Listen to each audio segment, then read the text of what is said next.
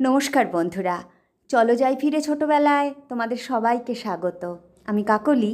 আজ আমি তোমাদের শোনাবো হরিনারায়ণ চট্টোপাধ্যায়ের গল্প গভীর রাতের কান্না। আনন্দ আর প্রদীপ সেদিন একটা চায়ের দোকানে বসে গল্প করছিল। হঠাৎই ভূতের কথা ওঠায় আনন্দ বললে, আমি ওসব ভূত প্রেতে বিশ্বাস করি না। প্রদীপ বললে, আমি বিশ্বাস করি। ভূত প্রেত একেবারে আজগুবি কথা নয়, ভূত সত্যিই আছে। আনন্দ বললে, তুই ভূত দেখেছিস? প্রদীপ বললে, আলবাত দেখেছি। আনন্দ বললে, তাই নাকি? বল তাহলে, কোথায় দেখেছিস? প্রদীপ বললে, শোন তাহলে। এই বলে প্রদীপ 2 কাপ চায়ের অর্ডার দিয়ে সিগারেট ধরিয়ে বলতে আরম্ভ করল, আমার কাঠের ব্যবসা, তাই যখন প্রয়োজন হয় আমাকে কাঠের জন্য আসাম, উত্তরবঙ্গ, বিহার যেতে হয়। হঠাৎ একবার প্রয়োজন হলো আসাম যাবার। তখন ব্রিজ তৈরি হয়নি, তাই গঙ্গাসাগর হয়ে কাটিহারের ওপর দিয়ে যেতে হতো শিলিগুড়ি বা আসাম। তখন স্টেশনে ছিল একটা টিকিট ঘর আর একটা টিনের চালা যাত্রীদের জন্য, আর আলোর মধ্যে ছিল কেরোসিনের লণ্ঠন। এর কিছুটা দূরে রেল কোয়ার্টার। একটাতে থাকতো স্টেশন মাস্টার আর একটায় কেরানি ও অন্যান্য কর্মচারী। সারাদিনে মাত্র 2-3টে ট্রেন এলে স্টেশনটা একটু জমজমাট হতো, মাঝপথ ফাঁকা, জনমানব শূন্য। বিছানাপত্র বেঁধে খাবার কিছু সঙ্গে নিয়ে যথাসময়ে শিয়ালদহ স্টেশনে গেলাম।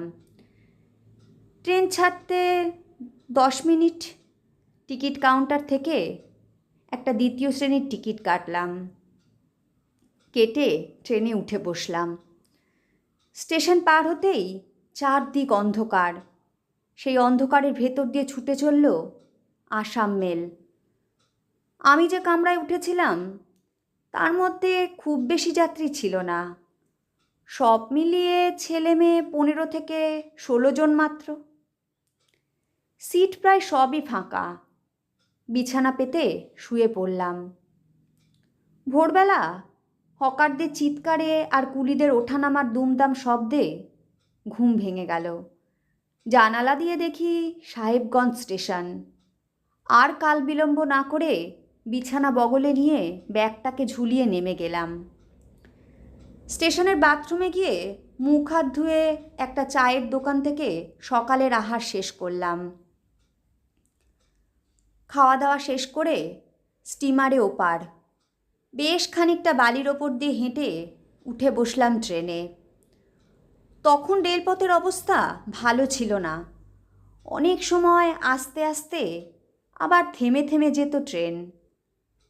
কামরায় খুব লোক ছিল না, কাজেই বেশ আরাম করেই বসলাম। গাড়ি স্টার্ট দিল, কিন্তু খুব আস্তে আস্তে। বালির ওপর দিয়ে জোরে চালানো অসম্ভব। এইভাবেই গাড়িটা এলো মতিহারি স্টেশনে। এখানে কিছু যাত্রী উঠল। এবার ট্রেন জোরে চলতে লাগলো। সন্ধ্যার কিছু আগে শিলিগুড়িতে এসে পৌঁছলাম। এখানে গাড়ি প্রায় 20-25 মিনিট দাঁড়ায়। ভোরে এসে পৌঁছলাম আলিপুরদুয়ার স্টেশনে। স্টেশন মাস্টারের বয়স বেশি নয়, আর লোকটিও অমায়িক দেখলাম। তাকে জিজ্ঞাসা করলাম, এখানে কোনো হোটেল বা থাকবার জায়গা আছে? স্টেশন মাস্টার বললেন, এই জংলা জায়গায় হোটেল কোথায় পাবেন? এখানে বেশি যাত্রীও আসে না। তার কথা শুনে আমার চোখ কপালে উঠল। আজ 2 দিন স্নান হয়নি। এ অবস্থায় কোথায় যাই? আমার অবস্থা দেখে ভদ্রলোক বললেন, আপনি বোধহয় প্রথম এখানে এসেছেন। আজ্ঞে হ্যাঁ। স্টেশন মাস্টার বললেন, আসুন আমার সঙ্গে। এখানে আমার একটা মেস আছে, সেখানে আপনি 2-1 দিন থাকতে পারেন। আমি স্বস্তির নিঃশ্বাস ফেলে বললাম, ধন্যবাদ, আপনার অনুগ্রহের কথা চিরদিন মনে থাকবে। রেলওয়ে কোয়ার্টার্সের মধ্যেই মেস। রেলের 10-12 জন কর্মচারী এখানে খায়। আমি মেসের একটা ঘরে বিছানাপত্র রেখে পাতকুয়ার ঠান্ডা জলে স্নান করে আহারাদি সমাপ্ত করে একজন রেল কর্মচারীকে জিজ্ঞাসা করলাম, এখানে কাছাকাছি কাঠের কোনো ঠিকাদার আছে? তিনি বললেন, কাছাকাছি বলতে এখান থেকে 2 মাইল দূরে একজন কাঠ চালান দেবার ঠিকাদার আছেন। কেন বলুন তো? আপনি কি কাঠের ব্যবসা করেন? আমি ঘাড় নেড়ে সম্মতি জানাতেই তিনি বললেন, তাহলে ওর কাছেই যান, আপনার কাজ মিটে যাবে। তিনি লোকজন নিয়ে জঙ্গলের একপাশে বাংলো তৈরি করে বাস করেন। সব শুনে আমি খুশি হলাম। তাড়াতাড়ি কাজ শেষ করে কলকাতায় ফিরে যাবার উদ্দেশ্যে আমি দুপুরেই ঠিকাদারের বাংলোয় যাবার কথা বললাম। রেল কর্মচারী বললেন, এখন গেলে ফিরতে হয়তো সন্ধে হয়ে যাবে, তার চেয়ে বরং আপনি কাল সকালে উঠে যাবেন। এখানে আবার চিতাবাঘের ভয় আছে। আমি বললাম, উপায় নেই, আমাকে তাড়াতাড়ি ফিরতে হবে কলকাতায়, সেজন্যে কাজ মিটিয়ে ফেলতে চাই। আপনি বরং আমাকে পথের সন্ধানটা বলেই দিন। তিনি বললেন, স্টেশন থেকে বেরিয়ে যে সোজা রাস্তা পাবেন, ওই রাস্তায় 1 মাইল এগিয়ে গেলে দেখবেন রাস্তাটা দুভাগ হয়ে গেছে। যেটা বাঁদিকে জঙ্গলের দিকে গেছে, আপনি সেদিকে গিয়ে দেখবেন একটা কাঠের বাংলো, ওটাই ঠিকাদারের বাংলো। আমি আর অপেক্ষা না করে টর্চ লাইটটা হাতে নিয়ে বেরিয়ে পড়লাম ঠিকাদারের বাংলোর উদ্দেশ্যে। চলছি তো চলছি, পথ যেন আর শেষ হয় না। শেষে ঠিকাদারের আস্তানায় এসে হাজির হলাম। ভাগ্যের জোরে তিনি তখন বাংলোতেই ছিলেন। ভদ্রলোক বাঙালি নয়, যত্ন করে আমায় বসালেন, চা খাওয়ালেন। তারপর ব্যবসার কথাবার্তা পাকা করে বেরিয়ে পড়লাম সেখান থেকে। তিনি অবশ্য বাংলোতে থাকতে বলেছিলেন। আমি বললাম, ধন্যবাদ, থাকবার উপায় নেই, কলকাতায় ফিরতে হবে। ঠিক সময় মতো যদি স্টেশনে পৌঁছতে পারি তাহলে রাতের ট্রেনেই কলকাতা রওনা হব। এই কথা বলে সেখান থেকে বেরিয়ে পড়লাম। প্রায় 1 মাইল রাস্তা হাঁটার পর হঠাৎ সারা আকাশ কালো মেঘে ছেয়ে গেল। দুপাশে ঘন জঙ্গল। টর্চ লাইটের ব্যাটারিও প্রায় শেষ। তাড়াতাড়িতে নতুন ব্যাটারি নিতে ভুলেও গেছি। ব্যাটারির অল্প আলোতে এগিয়ে চলেছি। হঠাৎ সামনে একটা কালো কুকুর দেখতে পেলাম।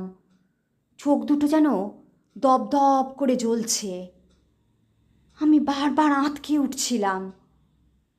হঠাৎই উঠল প্রচণ্ড হাওয়া আর সেই সঙ্গে বৃষ্টি। কুকুরটা অন্ধকারে কোথায় যেন মিশে গেল। আমিও আশ্রয়ের আশায় ছুট দিলাম। কিছু দূর এসে মনে হলো আমি অন্যদিকে এসেছি। এমন সময় বিদ্যুতের আলোয় খানিকটা দূরে দেখা গেল একখানা ঘর। আমি ছুটলাম সেই দিকে। ঘরের কাছে গিয়ে দেখলাম দরজাটা খোলা। আমি কোনো কিছু না ভেবেই ভেতরে ঢুকে গেলাম। টর্চ লাইটটা জ্বেলে দেখলাম ঘরটা বৈঠকখানা বলেই মনে হয়। তবে ঘরের মধ্যে আসবাব কিছুই নেই। চারদিক ধুলো বালিতে জমা হয়ে আছে। ভেতর দিকে একটা দরজা, সেটাও খোলা। সেই দরজা দিয়ে দেখলাম একটা ছোট উঠোন। বুঝতে পারলাম ঘরে কেউ থাকে না। যাই হোক, আশ্রয় যখন পেয়েছি তখন বৃষ্টি না থামা পর্যন্ত অপেক্ষা করা যাক, এই ভেবে দরজার পাশে কাঠের মেঝের ওপরেই বসে রইলাম। বৃষ্টি যেন আর থামতেই চায় না। যতই রাত হয় বৃষ্টি আরও জোরে হয়।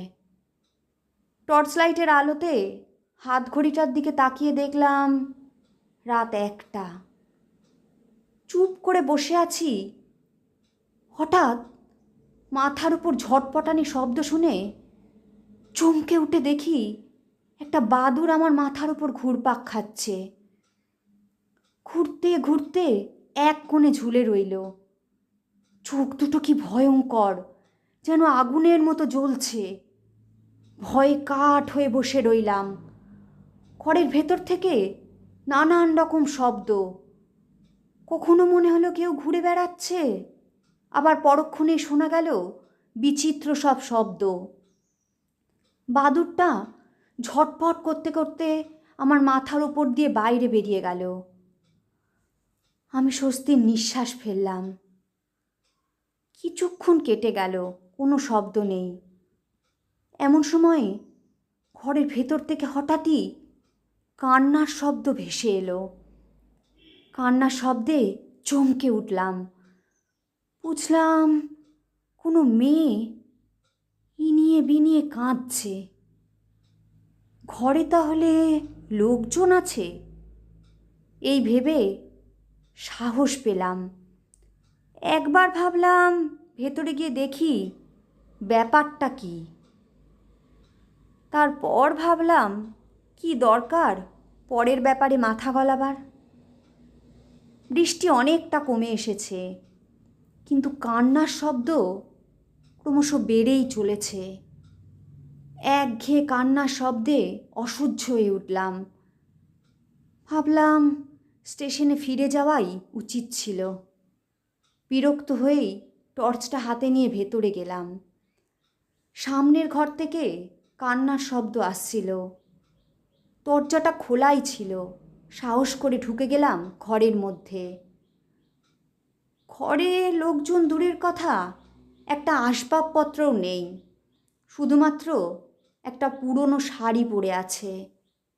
টর্চ নিভিয়ে ঘর থেকে বেরিয়ে আসবো, আবার সেই কান্নার শব্দ হলো। কেউ কোথাও নেই, অথচ কাঁদছে কে? আমি ঘরের মাঝখানে গিয়ে চেঁচিয়ে বললাম, কে কাঁদছো? উত্তর দাও। সঙ্গে সঙ্গে ঠিক আমার মাথার উপর কে যেন হেসে উঠল। সেই হাসি শুনে বুকের রক্ত যেন জল হয়ে গেল। আমি ভয় বাইরে বেরিয়ে আসার জন্য পা ফেলতেই বন্ধ হয়ে গেল দরজাটা। ভয় আমি কাঠ হয়ে গেলাম। আবার দরজাটা খুলেও গেল। ঘরের কোণে যেখানে শাড়িটা পড়েছিল সেখানে দেখা গেল একটা অস্পষ্ট নারী মূর্তি। মূর্তিটা নাকি সুরে বললে, টর্চ জ্বালিও না, কেন কাঁদছি তাহলে শোনো। এই বলে ছায়ামূর্তি বলতে শুরু করলো, আমি এক বাঙালি ঘরের মেয়ে, অল্প বয়সেই বিধবা হই। আমার স্বামীর অনেক টাকা পয়সা ছিল, জমি জমাও ছিল প্রচুর। সেই লোভে স্বামীর এক আত্মীয় আমাকে খুন করে, কাঠের বাক্স করে আমায় পুঁতে দেয়। সেই থেকে আমি এখানে ভূত হয়ে আছি। ভূত হয়ে আমি অনেক কষ্ট পাচ্ছি, আর সহ্য করতে পারছি না। তুমি দয়া করে আমার নামে গয়ায় যদি পিণ্ড দাও। আচ্ছা, আপনি যে মুক্তি পেয়েছেন জানবো কি করে? ভূতটা বলল, তুমি যেখানে পিণ্ড দেবে ফল্গু নদীর ধারে, সেখানে 8 মাইল দূরে দেখবে বালি আছে। তার উপর দেখবে আমার নাম, যেটা তোমায় দিলাম, তাহলে বুঝবে আমার মুক্তি হয়েছে। আমি বাধ্য হয়ে বললাম, বেশ, তাই হবে। তাহলে এটা রাখো, কিন্তু বেইমানি করো না, তাহলে আমি তোমার ঘাড় মটকাবো। সঙ্গে সঙ্গে আমার পকেটে কেউ যেন কি দিল। আমি পকেটে হাত দিতেই মেয়েটি বলল, এখানে নয়, কাল দেখো, গয়া যাবার খরচ আমার নাম লিখে দিলুম। তুমি ভুল পথে এসেছ, আমি তোমায় পৌঁছে দিচ্ছি। আমি এক্কেবারে ঘর থেকে বেরিয়ে রাস্তায়, স্টেশনের কাছাকাছি একটা জঙ্গলে, সেখানে আসতেই ভোর হয়ে এলো। পেছন থেকে মেয়েটি বললে, আমি আর যেতে পারবো না, সকাল হয়ে গেছে। তারপর আমি পিছন ফিরে দেখি একটা নরকঙ্কাল যাচ্ছে। কি ভয়ঙ্কর দেখতে! আমার সারা দেহ তখন কাঁপছে। ওহ, এরই সঙ্গে আমি কাল সারা রাত একটা নোংরা বাড়িতে বন্দি ছিলাম। স্টেশনে ফিরে এসে দেখলাম এক টুকরো নাম লেখা কাগজ ও একটা সোনার হার। কলকাতায় ফিরে সেটা বিক্রি করে গয়ায় পিণ্ড দিয়ে এসেছিলাম। কেমন লাগলো বন্ধুরা? গল্পটা যদি তোমাদের ভালো লাগে তাহলে অবশ্যই লাইক, শেয়ার, কমেন্ট করো কিন্তু। আর আমার চ্যানেলে যারা নতুন বন্ধু তারা আমার চ্যানেলটা সাবস্ক্রাইব করে নিও। আর পাশে থাকা বেল আইকনটা বাজাতে ভুলো না যেন। আজ তবে আসি, আবার আসবো আগামী পর্বে অন্য কোনো গল্প নিয়ে।